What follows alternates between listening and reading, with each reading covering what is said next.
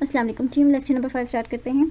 इससे पहले हमने लेक्चर नंबर 4 में जो डिस्कस किया था रेफरेंस की टैब तक डिस्कस किया था। रेफरेंसेस की टैब में क्या चीज़ होती है इसको हमने लेक्चर नंबर 4 में बहुत ब्रीफली डिस्कस किया था, तो जिसको नहीं समझ आए वो जाकर वहाँ पर समझ सकते हैं लेक्चर नंबर 4 में। ठीक है, लेक्चर नंबर 5 स्टार्ट करते हैं। आज लेक्चर नंबर 5 हम स्टार्ट लेंगे अपना रिव्यू एंड व्यू के टैब से। फर्स्ट ऑफ ऑल तो हम रिव्यू के अंदर देखेंगे कि हमारे पास ऑप्शंस कौन कौन से अवेलेबल हैं, यू कैन से कि टूल्स कौन कौन से अवेलेबल हैं और उन टूल्स को हम कैसे यूज़ कर सकते हैं और वो टूल्स हमारे लिए कैसे फ़ायदेमंद हो सकते हैं। अब आपने देखा होगा रेफरेंसेस और रिव्यू के दरमियान में मेलिंग्स का टूल है। मेलिंग्स की टूल को हमने इसमें से स्किप इससे किया है क्योंकि ये हमारे कोर्स में अवेलेबल नहीं है, हमारे कोर्स से रिलेट नहीं करता, सो दैट्स वाई हमने इसको बीच में से स्किप कर दिया। ऑलराइट, रिव्यू के टाइम में सबसे पहले आपको टूल दिखाई दे रहा है स्पेलिंग एंड ग्रामर। अब स्पेलिंग एंड ग्रामर का टूल हमारी हेल्प कैसे कर सकता है कि अगर हमारे पूरे डॉक्यूमेंट में पूरे पेज पे अगर कोई भी वर्ड गलत लिखा हुआ है या कोई भी उसमें मिस्टेक है, स्पेलिंग मिस्टेक है, ग्रामर मिस्टेक है, तो ये उसको करेक्ट करता है। लाइक अगर मैं यहाँ पर सिंपली की जगह इसको कैंसिल करके सिंपल लिख देती हूँ, सिर्फ सिंपल सिंपल की स्पेलिंग थोड़ी सी अगर मैं लिख देती हूँ, ठीक है, अगर मैं इसको करूँगी तो ये देखें इसके नीचे रेड लाइन आ गई है। अब मैं अगर स्पेलिंग एंड ग्रामर्स को क्लिक करूँगी इस टूल पे तो ये आपको दिखाई दे रहा है नीचे के आपकी मिस्टेक है। आप या तो ये आपका सिंपल होगा या सिंपली होगा या सैम्पल होगा, ठीक है, वो आपको ये बता रहे हैं कि या तो ये सिंपल है या सिंपली है या सैम्पल है, तो बेसिकली सिंपली था।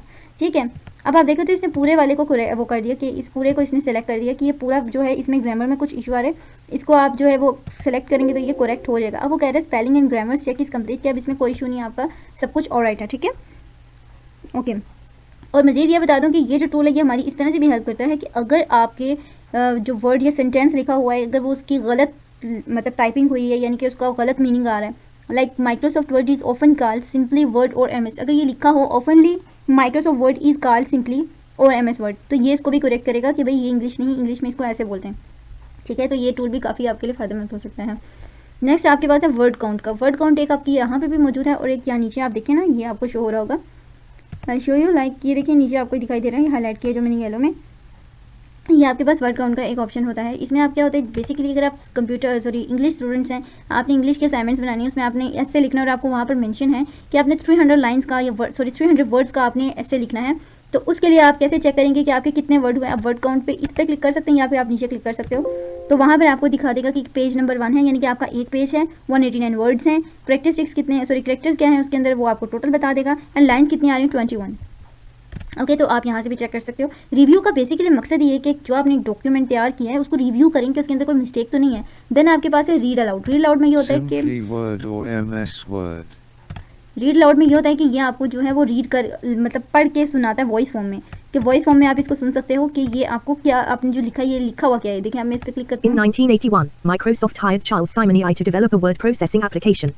The first version was released. या तो यहाँ से आप इसकी स्पीड को इंक्रीज़ भी कर सकते हैं, डिक्रीज़ कर सकते हैं, प्लेबैक स्पीड को। ठीक है, ओके, तो नेक्स्ट हम चलते हैं, हम लोग चेक एक्सेसिबिलिटी के ऑप्शन को स्किप कर देंगे। हमारा है ट्रांसलेट सिलेक्शन। मतलब इसका ये है कि ये जो आपने एक ट्रांसलेट किया है पैराग्राफ, अगर इसको आप ट्रांसलेट सिलेक्शन पे करते हैं तो यहाँ पर आपको दिखाई दे रहा होगा कि ये एक साइड पे पैनल ओपन हो गया। पैनल ओपन हुआ है तो उसमें पैनल के अंदर ये आपको इंग्लिश टू उर्दू कन्वर्ट करके दे रहा है। बेसिकली आपको जिस लैंग्वेज में भी इसका मतलब चाहिए you can just select language from here. Okay, तो आप यहाँ से इसको सेलेक्ट करके यहाँ पर ओके करेंगे। ओके करने के बाद आपने यहाँ से यानी कि इसकी ट्रांसलेशन देख सकते हैं। अब वहाँ पर लिखा हुआ है माइक्रोसॉफ्ट वर्ड एक वसी पैमाने पर इस्तेमाल होने वाला, जो भी है उर्दू मुझे सही समझ नहीं आती, सॉरी फॉर दैट। तो आप इसको पढ़ सकते हैं, अगर उर्दू में ट्रांसलेट करना उर्दू में कर सकते हैं, अरबिक में करना चाह रहे हैं तो अरबिक कर लें, जो लैंग्वेज आपको चाहिए आप कर सकते हैं। अब यहाँ से लैंग्वेज भी आप यहाँ चेक कर सकते हैं कि आपकी जो लैंग्वेज है वो किस फॉर्म में है। अब देखिए, तो आप अगर इसको किसी भी लैंग्वेज में कन्वर्ट करना चाह रहे हैं तो यहाँ से आप कर सकते हैं। अगर मैं इसको पश्तो में कन्वर्ट करती हूँ, ओके करूँगी, तो ये देखें ये पश्तो की फॉर्म में हो जाएगा, बट हुआ नहीं है, पता नहीं क्या इशू है। तो यहाँ पर आप नीचे लैंग्वेज प्रेफरेंसेस में आप देखेंगे तो ये आपको बता रहा है कि जो आपकी लैंग्वेज है वो अभी फिल वक्त इंग्लिश लैंग्वेज है, आप इंग्लिश पे काम कर रहे हैं। ठीक है, और मज़ीद वैसे इसको कोई यूज़ तो नहीं करता, वैसे अगर आप कभी यूज़ करें तो आपको इसका मतलब पता नहीं चाहिए कि ये इसको कैसे यूज़ करते हैं। ठीक है, इसके अलावा हम जल्दी जल्दी से आगे की तरफ चलते हैं। हमने ये न्यू कमेंट्स, इसको ट्रैक चेंजेस और all markup, show markup, reviewing pane, इनको छोड़ देना। ये आगे जितना भी है सबको आप छोड़ दो। ठीक है, बल्कि इस चीज़ को देख लो, रिस्ट्रिक्ट एडिटिंग, के आपने एक डॉक्यूमेंट बनाया, आप इसमें जो एडिटिंग है उसको उस पर प्राइवेसी लगाना चाह रहे हो कि मज़ीद इसके अंदर कोई भी जो है वो एडिटिंग ना हो, आपने जो लिखा हुआ है वही रहे, इसके अलावा कुछ भी ना हो, आगे इसमें चेंजिंग होकर ना दे, तो यहाँ पर आप रिस्ट्रिक्शन लगा सकते हो इस पर। आप यानी कि यहाँ से इसको कर भी सकते हो कि कौन कौन इस पर रिस्ट्रिक्शन लगा सकता है। ठीक है, तो इस पर एक तरह से जैसे आप लॉक लगाते हैं ना अपने फ़ोन पे, अपने डाटा पे लॉक लगा के रखते हैं, वैसा ही सीन होता है इसका भी। ठीक है, ऑलराइट, इसको कंपेयर के ऑप्शन में जाएँ तो कंपेयर में ये होता है कि आपने जो डॉक्यूमेंट्स आपके ओरिजिनल डॉक्यूमेंट्स हैं वो आपके जो रिवाइज डॉक्यूमेंट्स हैं उससे कंपेयर करें कि इन दोनों में चेंजेस क्या हैं, वो आपको यहाँ चेंजेस शो हो जाते हैं, ठीक है। ये जो आप डाटा एडिट करते हैं उसको रिवाइज डॉक्यूमेंट भी कहा जाता है। ऑलराइट, देन हम देखते हैं व्यू में क्या होता है। व्यू में बेसिकली आपको पूरे जो पेज है जिस पे आप काम कर रहे हैं, मैं अब आपको अगर बताऊं तो ये जो यहाँ से लेकर ये एंड तक है, ये पूरा एक आपके पास पेज है, ठीक है। तो ये बेसिकली इस पेज की बात करें कि इस पेज के अंदर जो आप काम कर रहे हैं उसके अंदर आपको कैसे डॉक्यूमेंट्स को रिप्रेजेंट करना है, आपकी क्या मर्जी है वो कैसे शो होनी चाहिए, तो वो आप सारा कुछ यहाँ से सेलेक्ट कर सकते हैं। अच्छा जी, तो पहला है रीड मोड। रीड मोड ये कि आपने ये डॉक्यूमेंट्स तैयार कर लिया, आप इसको जस्ट रीड करना चाह रहे हैं, रीड आउट में बस ये कुछ इस तरह का view. Then press ESC and आप वापस आ जाएंगे बैक। उसके बाद प्रिंट लेआउट। प्रिंट लेआउट का मतलब ये है कि जिस तरह भी आपको शो हो रहा है ना पेज, इसको प्रिंट लेआउट कहते हैं। अच्छा, एक तो इसका जो हमारे पास शॉर्टकट ऊपर आ रहा है, ठीक है, वो नीचे भी आ रहा होता है, ठीक है। यहाँ पर अगर आप क्लिक करेंगे तो ये रीड मोड में आ जाएगा, ये पेज लेआउट है और ये है हमारे पास वेब लेआउट। वेब लेआउट में मतलब ये होता है कि जैसे आपको वेब पे दिखाई देता है ना, वेब पे जो आप कोई भी चीज़ सर्च करते हैं यानी कि वेब फॉर्म में, वो आपको यहाँ पर वेब फॉर्म में दिखाई देता है, ठीक है।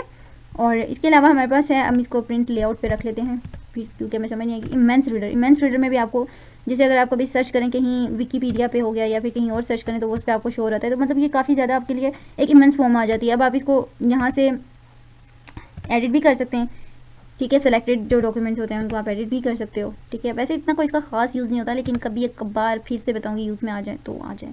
अब ये देखें, ये आप वर्टिकल सेलेक्टेड है हमारा कि ये वर्टिकल फॉर्म में आ रहा है। स्लाइड टू स्लाइड करूँगी तो स्लाइड्स में आ जाएगा, ठीक है। ये अब एक स्लाइड है क्योंकि ये पेज नंबर 1 है तो इसलिए हमारे पास एक ही स्लाइड आ रही है। रूलर और ग्रिड लाइन्स।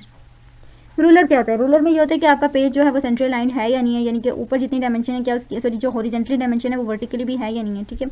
ये इतना खास नहीं होता, इसको छोड़ दें आप। बाकी ये जो होता है ना नेविगेशन प्लान, ये आपका वो जो कंट्रोल F करके आप फाइंड आउट करते हैं ना कुछ भी अगर आपको चाहिए। मैं अगर इसमें सर्च करना चाह रही हूँ वर्ड पे क्लिक करेंगे तो जहाँ जहाँ वर्ड लिखा होगा ये आपको वहाँ पर हाईलाइट कर देगा, ठीक है। तो नेविगेशन प्लान का ये मतलब होता है और इसका ये यूज़ होता है। Okay, then zoom 100%, one page, multiple pages, page width, ये सारा पेज से रिलेटेड अगर आप चाहें तो इस पर प्रैक्टिस कर सकते हैं, ठीक है। ये इतना कोई खास नहीं होता, आपने सिर्फ असाइनमेंट्स बनानी होती हैं, CVs बनानी होती है, उसमें आप ये चीज़ें नहीं चेक करते, लेकिन जो बिजनेस मैन होते हैं ना वो चेक करते हैं। हेल्प में आपको पता है कि हेल्प कॉन्टैक्ट कर सकते हैं, उनको कॉल सेंटर पे बता सकते हैं भाई आपका ये इशू आ रहा है, ये काम नहीं कर रहा, तो आपको वहाँ से हेल्प करते हैं, ठीक है।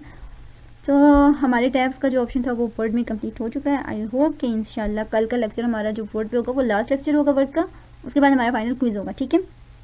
तो आज के लिए फ़िलहाल इतना ही है, बाकी हम इंशाल्लाह कल डिस्कस करेंगे। अभी के लिए आप लोगों ने इसी चीज़ पे प्रैक्टिस करनी है, और अगर आप प्रैक्टिस नहीं करेंगे तो आपके क्विजेज़ कंप्लीट नहीं हो पाएंगे। सो आई रिक्वेस्ट यू कि आपने अपने क्विजेज़ को अच्छा करना है, और क्विजेज़ अच्छे होने के लिए आपके लिए ज़रूरी है कि आप लेक्चर्स को गौर से सुनें, ठीक है। अच्छा, आपको ना वर्ड के अंदर मैं एक और चीज़ बताना चाहूँगी। आपको ऊपर ना कुछ ऑप्शन दिखाई दे रहे होंगे। अब ये जो ऑप्शन होता है ना ये सबसे इंपॉर्टेंट रोल अदा कर रहा है, ठीक है, इसका सबसे इंपॉर्टेंट रोल होता है। अब ये क्या होता है, अब मेरा देखें शो टैब्स एंड कमांड्स पे, अगर ये शो टैब्स एंड कमांड्स पे, इसका मतलब मेरे पास ये सारे टैब्स भी शो हो रहे हैं, कमांड्स भी शो हो रही हैं मेरे पास, ठीक है। ऑलराइट, शो टैब्स के मैं सिर्फ टैब्स शो करवाती हूँ, तो देखें उससे मेरे पास टैब्स शो हो रहे हैं, उसकी जो कमांड्स है, जो उसके टूल्स हैं वो गायब हो चुके हैं। अब मैं यहाँ से ऑटो हाइड रिबन करती हूँ, ये सारा कुछ ही गायब हो जाएगा, तो ये हमारे काफ़ी डिफिकल्ट होता है। तो हम इसको हमेशा शो टैब्स एंड कमांड्स पे रखते हैं। काफ़ी सारे लोगों के साथ इशू आता है और उन्हें समझ नहीं आती कि उन्होंने करना क्या। मैं भी इनमें से एक ही हूँ, मेरे साथ भी पहले मुझे समझ नहीं आती थी कि ये कैसे होगा सही, कैसे नहीं होगा, बट ये ऐसे सही होगा, ठीक है। अब यहाँ पर फाइल का ऑप्शन आता है, ठीक है। यहाँ से आप यानी कि अपनी जो फाइल आपने डॉक्यूमेंट तैयार की है उसको सेव कर सकते हैं। बेसिकली सेव का ऑप्शन होता है, फाइल का नहीं होता। ये आपके पास दिखाई दे रहा है आपको कि आपने जो जो एडिटिंग की है आप उसे रिवर्स भी कर सकते हो और बैक टू सेम पोजीशन में, यानी कि उसको वापस दोबारा उसी पोजीशन में लेके आ सकते हो, या आफ्टर बिफोर वाला हिसाब से। ओके, अब ये देखें, ये आपको इतना सारा कुछ दिखाई दे रहा है कि आपने ये किया था, ये किया था। अब यहाँ पर देखें तो ये आपको डिफरेंट टूल बार दिखाई दे रहे होंगे, ठीक है। इनमें यह है कि आप न्यू भी ओपन कर सकते हो, ओपन भी, ईमेल, क्विक वगैरह जो भी आपको चाहिए हो, ठीक है। तो फिलहाल के लिए इतना था, बाकी हम डिस्कस करते हैं कल के लेक्चर में। आपने कमेंट्स में अपनी अटेंडेंस मेंशन करनी है। और हाँ जी, एक इंपॉर्टेंट बात, विद इन 24 आवर्स लेक्चर अगर मैंने सुबह 12 बजे अपलोड किया तो नेक्स्ट डे के 12 बजे तक मुझे आप सबकी अटेंडेंस चाहिए। अगर आपकी 12 बजे के बाद अटेंडेंस लगती है, विद इन 24 आवर्स यानी कि 24 आवर्स के बाद लगती है, I will not accept your attendance, alright.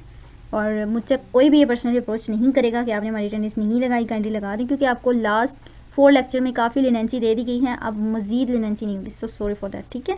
So kindly team अपने आप को थोड़ा सा आप इस चीज़ पर लेकर आएँ, प्रोफेशनल वे में लेकर आएँ, ताकि आपको भी हर चीज़ को मैनेज करना आए, ठीक है। क्योंकि आपको हर जगह पे जो है लिनेंसी प्रोवाइड नहीं की जाती है, आपको हर जगह जो है वो लचक नहीं देती, ठीक है।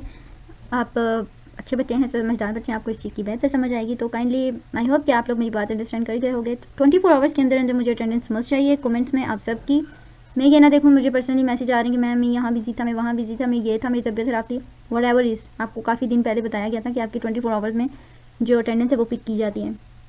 एंड आफ्टर ऑल ये कोर्स है, ये कोई आपका छोटा मोटा बिजनेस नहीं है जिसमें आप लोग थोड़ा सा करेंगे तो आपको लिनेंसी दी जाएगी। नो, कोर्स में आपको सर्टिफिकेट्स प्रोवाइड किए जाते हैं। बेसिकली सर्टिफिकेट भी किसी क्राइटेरिया के मुताबिक दिया जाता है, तो आपको वो क्राइटेरिया जो है उसकी जितनी रिक्वायरमेंट्स होती हैं उनको फुलफिल करना पड़ता है। ऑलराइट, अपनी कमेंट्स में मेंशन लगा दीजिएगा।